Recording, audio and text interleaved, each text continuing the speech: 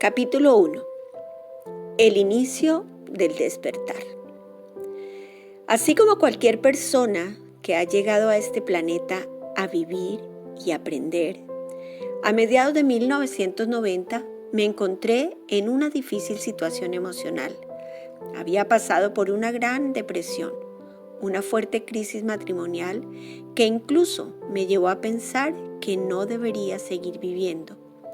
Y en un momento en el que sentí que el cielo y la tierra me aplastaban, me tomé unas pastillitas azules para dormirme para siempre.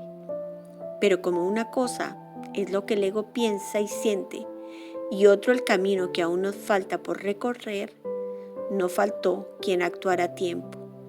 Así que recuerdo que como a los 3 días me desperté en una clínica psiquiátrica.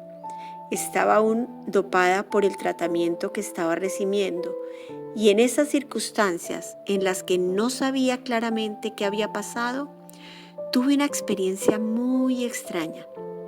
Primero, sentí una presión fuerte en el pecho que me provocó mucho miedo y el miedo se transformó en esperanza y paz, cuando entre sueños, creo yo, vi flotando sobre la cama de ese frío y azul cuarto de hospital una nube blanca, donde plácidamente un hermoso bebé dormía boca abajo. De repente me dieron ganas de llorar. Tuve una mezcla de emociones entre la alegría por vivir y la culpa por haber atentado contra mi vida. Le pedí perdón a Dios por haber querido dejar a mis 2 hijos que aún estaban pequeños. Esa maravillosa visión la entendí 2 años después cuando nació mi tercera hija y ahora, después de tantos otros duelos, cursos y principalmente camino hacia el interior de mi ser, toma más sentido esa visión que en su momento mi mente racional no lograba descifrar.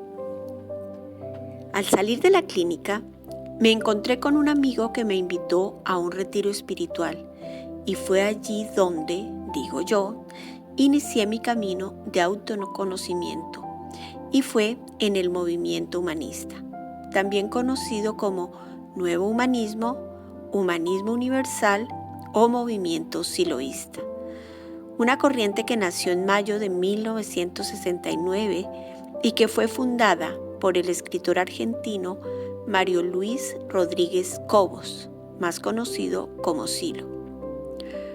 Con ellos hacíamos marchas y tratábamos de contagiar a las personas de esta nueva filosofía de vida. Fue corto el tiempo que estuve practicando y participando de las reuniones y charlas, pues me fui a vivir al campo con mi esposo y mis 2 hijos para iniciar una nueva vida que nos alejara del trauma que habíamos pasado en la reciente crisis. La segunda experiencia de autoconocimiento o espiritualidad que recuerdo fue en Tabio, cuando llegamos a vivir a nuestra cabañita de fines de semana.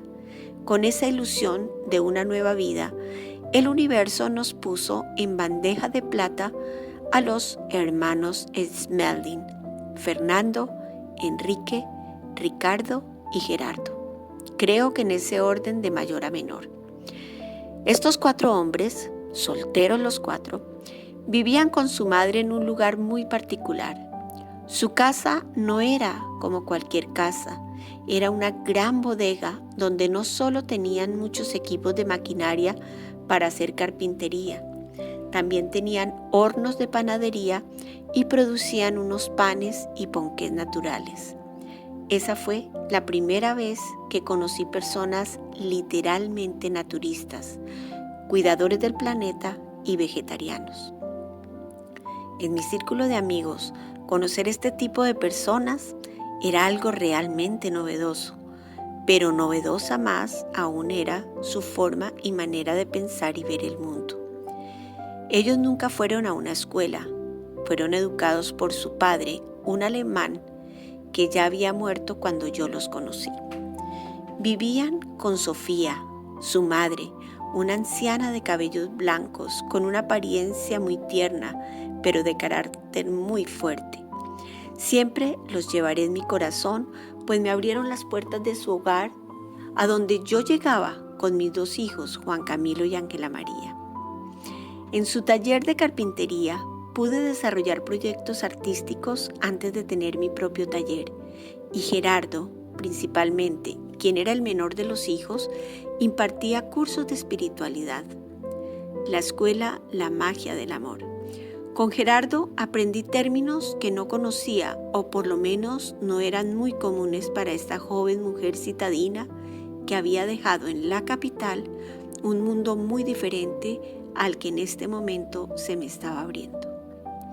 Gerardo hablaba del universo y las leyes universales, del ego, de la paz interior, de la meditación, de la abundancia y la energía cósmica, nuestra propia energía creadora.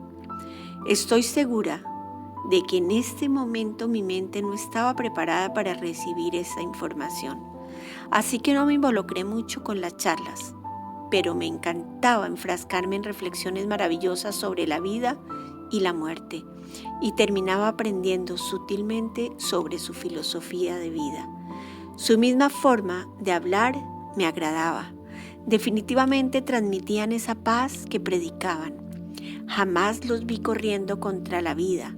Es más, al llegar a su casa, no solo nos recibían con un cálido abrazo, un bocado de las delicias que preparaban y un té de hierbas frescas de la huerta que ellos mismos cultivaban.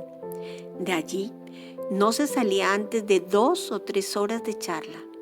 Era imposible ir donde los Snelling, entrada por salida. Ricardo me contó que Gerardo había tenido una enfermedad que lo postró en la cama a los 21 años de edad, y eso lo llevó a mirar hacia adentro de su ser, a conectarse con la divinidad y a que le fueran revelados los mensajes que lo llevaron a ser ese amoroso maestro y ser el gestor de la escuela La Magia del Amor.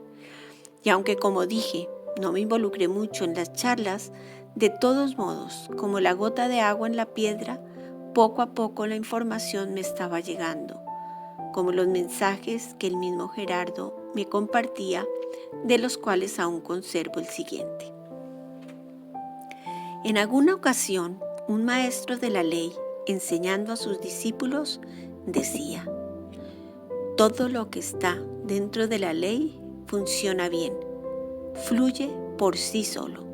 Lo que está fuera de la ley no es difícil, es imposible. Uno de los discípulos preguntó: ¿cómo hago para saber qué está dentro y qué está fuera de la ley? A lo cual el maestro respondió: todo lo que tú necesitas está dentro de la ley. Lo que tú quieres está fuera de la ley. El discípulo replicó: maestro, me queda muy difícil distinguir entre lo que necesito y lo que quiero. El maestro lo miró amorosamente y le dijo: necesitas todo lo que la vida te da, quieres todo lo que no tienes. Y añadió: cuando valores y ames lo que tienes, estarás dentro de la ley. Lo que quieres es precisamente lo que no necesitas y es la causa del sufrimiento del hombre. Al final de la página donde me dio el escrito, Gerardito me escribió una sencilla dedicatoria. Para Rosita, con todo cariño. Gerardo, abril 8 del 97. Son de esos mensajes que siempre he guardado, y por eso hoy, aquí, en Nueva York, 23 años después de haberlo recibido, puedo transcribirlo con la certeza absoluta de que ya mi mente lo digirió y lo asimiló desde una mirada más amplia que la que tenía en aquella época.